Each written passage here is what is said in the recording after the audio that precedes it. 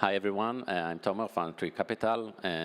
Here with me are two complete strangers. I'm just kidding. Portfolio founders of ours that will introduce themselves very shortly.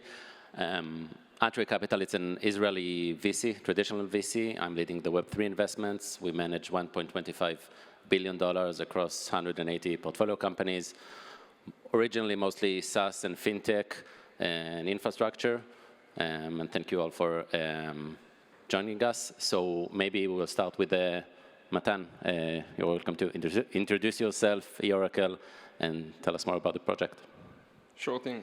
So I'm Matan, and rather than just sharing in general what is eOracle, I think I can share with you how we got to this problem and what led us initially in our design.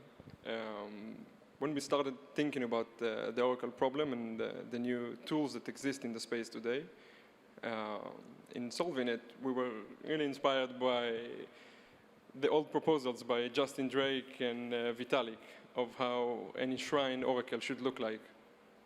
And that's led us to a journey of understanding that the ideal Oracle architecture should actually be on Ethereum, but it's not a practical one to do so. And in the process of trying to understand what is a practical solution that can actually use the Ethereum validator set and the stake, we have developed eOracle as a modular layer that built with, in essence, two legs that can carry on these new properties that we have available today with restaking, while minimizing additional trust assumptions when you're moving away from Ethereum. And in this process of building eOracle, we were really thinking about it from first principles. How can we build this extension layer in a modular way that can carry a lot of new use cases?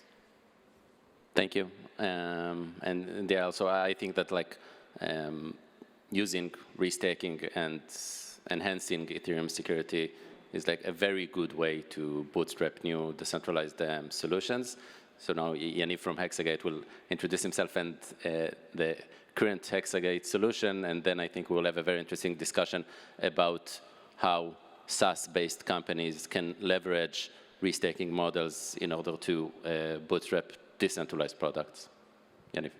Thanks. So hey, everyone. Super excited to be here. So let me share with you a bit about myself and Hexagate. So I'm Yaniv, I'm one of the co-founders of Hexagate. Hexagate is a security firm currently protecting over 50 billion in TVL across the entire industry. So we work with Coinbase, Consensus, Eigenlayer, Uniswap, Bankit, GMX, Kiln, and many others. We started Hexagate because we realized that we're living in a trustless world, and everybody is saying that they want to trust the smart contract. This is the only thing you can trust, right? But you can't really trust a smart contract code. So for years, people rely on, protocol rely on going to audits, to auditors, to elevate their trust in the smart contract code. It didn't really work. So we saw bug bounty programs that introduced incentives to allow white hat hackers to basically try to hack into the protocol, find zero-day vulnerabilities, and yet it didn't really solve the problem. So we started 2 years ago with a new concept. We basically shift the paradigm. Hexagate is not here to identify zero-day vulnerabilities, but rather to identify malicious activities, malicious actors, hackers that are on-chain that is about to target protocols and smart contract. And in the past 2 years, we pioneered this real-time proactive security solutions in the space. As Tomer mentioned, we are currently and now evolving. So we're currently a SaaS company. After getting into product market fit and proving that proactive real-time security provides the best ROI to protect protocols against any malicious activity on-chain, all the unknowns, supporting composability. We are now realizing that, I won't say we are now, but since the beginning, we realized that in some point in time, we will need to go into more of a decentralized path. And soon, I will share with you what our current, how our current vision is basically shifting and going into more of a native solution to the entire ecosystem. Yeah. So Matan, maybe we can go back a bit and you will explain what was your vision for building the eOracle tech stack and how companies like Hexagate can use the modular Oracle infrastructure in order to build those tools. So following about exactly what Yaniv just explained here, we think that AVS are the new L2s, especially for middlewares and companies that could only operate as a SaaS companies up until now can now move from trusting the company into verifying the model. So you take these middlewares that already achieved product market fit and being used. That's what we care about. We care about really showing that something that provides value to so many of the most known protocols in the industry can now, with risk-taking and shared security, move to this environment where you abstract away the company and you distribute the model, this battle-tested ML model that Yaniv explained that they've developed for the past 2 years across a network of validators. And initially when we started building eOracle, we didn't think that this is where we're going to end up. We didn't think about a stack.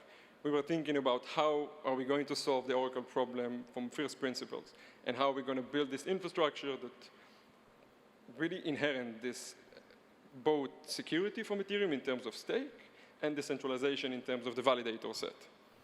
And in the process of doing so, without thinking too much about price feed, most of the people, when you ask them about Oracle today, they mainly think about price feed. We thought about it as data and computation.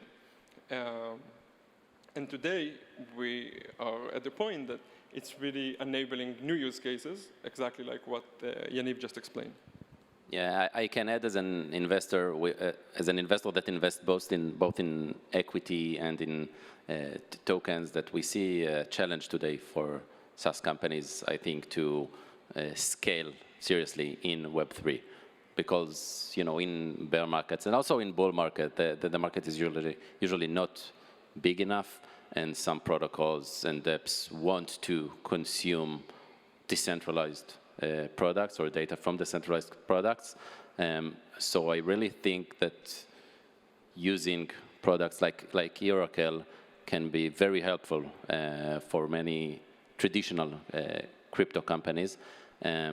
Maybe we can also follow up later on, if we will have time, on some questions from the previous panel, because I also think that the current amount of economic shared security, it's not modeled in any way, right? It doesn't mean anything if you have $1 billion, $2 billion, or $8 billion of economic security currently on the model, because you don't know how to model it on the demand side. So maybe if we will have time, it's another important question. So Yaniv, back to you. If we're looking, on the future of the DeFi market and how it evolves, how important do you think it is to build those kind of solutions using the Oracle? So starting from, currently we are in a position where DeFi, and specifically the entire ecosystem, will grow massively, right?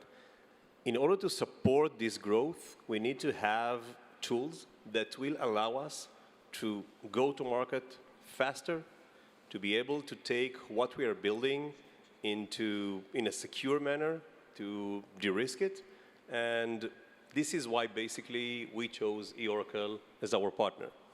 We're now taking our battle-tested machine learning models and distribute it through validators and through a network that basically take staked Ethereum or Ethereum security to the masses, and we deliver that through an OVS, right? In addition to that, if we're getting back to why we started Hexagate, at least like I'm a bit like biased, but I don't think that DeFi and L2s and AVSs and the entire ecosystem will be able to fulfill its destiny without the right security platforms. And we were in the past 2 years, we tried to understand how we can deliver the value that we are bringing and this paradigm shift that proved to be right to the masses. And doing that as a SaaS company in a decentralized manner introduced a lot of friction. So when we are working with Coinbase, with Consensus, like these big enterprises, it's easy, right? But if you now want to go from, now we are protecting 50 billion, next milestone, 500 billion, then trillions. So the masses are protocols, and we need to have this like to become an integral part of the blockchain stack. So I think this is how we'll be able to deliver that, and luckily we have guys like eOracle that allow us to take this like first step into our decentralized vision. Thank you. And Matan, perhaps you can elaborate again about the difference between an Oracle product, like existing Oracle products as we know them today, mostly for pricing feeds. What's the difference between this and your vision of like the Oracle validated service, and what kind of other use cases can it work for? So if we think about an Oracle, in essence, is this secure connection between the off-chain to the on-chain. And I think you also can find within this category also off-chain compute that add to this just data connection some kind of computation about this process that involve data in it. And what Hexagate are doing, they have their own model that do require some external data and computation, and we are parallelizing it to an Oracle because this connectivity, but it's quite different than what we would think today about price feeds. Yaniv was talking a moment ago about the growth that we are anticipating, and I think that all of us are in this space because we do believe that we're going to see a lot of more growth, we're going to see more use cases, we're going to see more adoption, and not just more of the same. We do expect and hope to see new things. And all of these new use cases will most likely need new types of data and new types of computation to support them. In essence, if you ask me what I'm passionate about and why we are doing what we are doing as a team, is just that, to enable permissionless innovation through lowering the barrier of entry, through allowing companies like Hexagate to do that with ease, to distribute what they've already proven to be working. And what is useful, we do hope that we're going to see more use cases that utilizing these tools and utilizing this stack to bridge new types of data.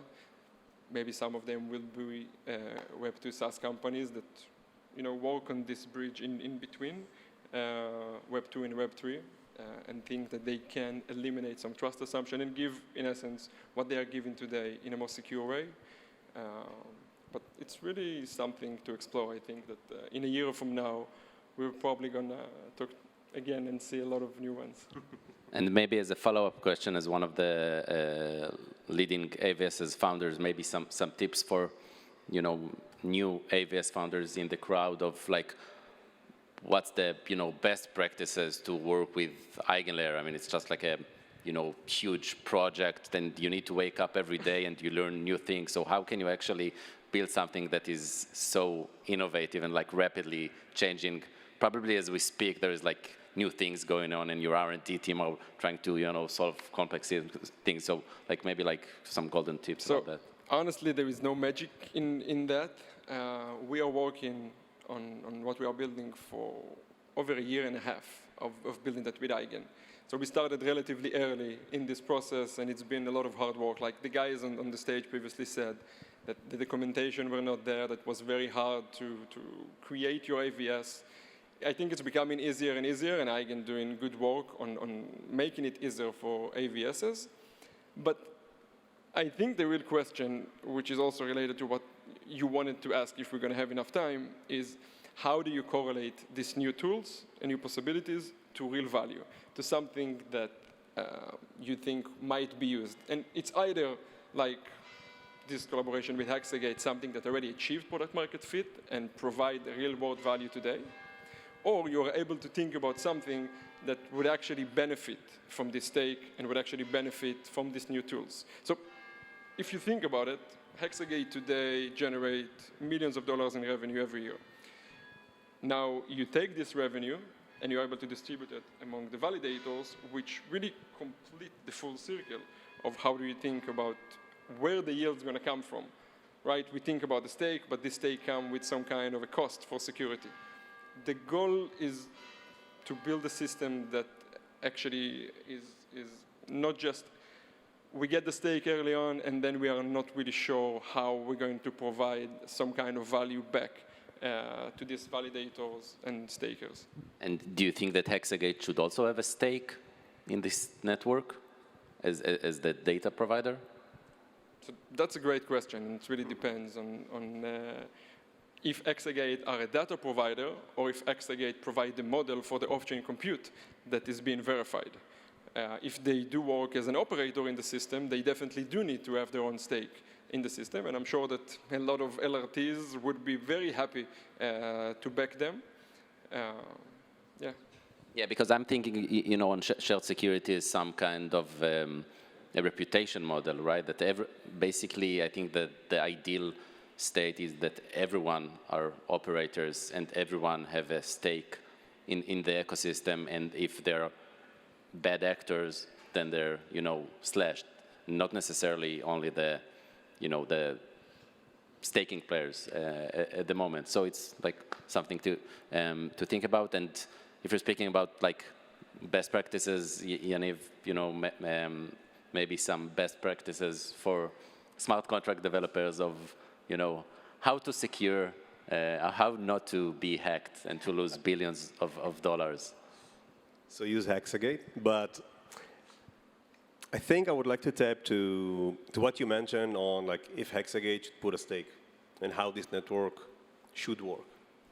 So basically, the way that we see that, if security is something that all the ecosystem want to be elevated, because we put our money into blockchain, we put our time into blockchain, and everything can be wiped away with one transaction, right? So today, in order to elevate this security, protocols are paying companies like Hexagate. We don't have much of it, like we have a lot of competitors, but there are a single few that are actually generating millions in dollars a year from protecting the network, from protecting the entire blockchain ecosystem. And I believe that if the entire ecosystem wants security to be elevated, the way to do that is to incentivize validators, is to incentivize the entire ecosystem to not only care about what should I do so I won't have financial losses, but rather run our engines, run other security providers' engines, and start to earn money, start to generate yields from the fact that you are elevating blockchain security, right? So we can basically take millions in dollars that we are generating a year. We want to scale up security so it will grow tremendously, and now allowing validators to generate more money, more revenues, more yield, and then we are, again, not only incentivizing people to not losing funds, but rather generating revenues. And I think like when we'll be able to nail this down and have it like shared mission across the ecosystem, this will actually boost the next level of institution getting in, of retail getting in blockchain, and of course new use cases, because you will feel that the trust, which is actually missing today in the space, the trust in smart contract, is here. Great. So thank you very much. It was a pleasure moderating this panel, and I'm sure that we'll hear much more exciting news from you too. Thank you. Thank you.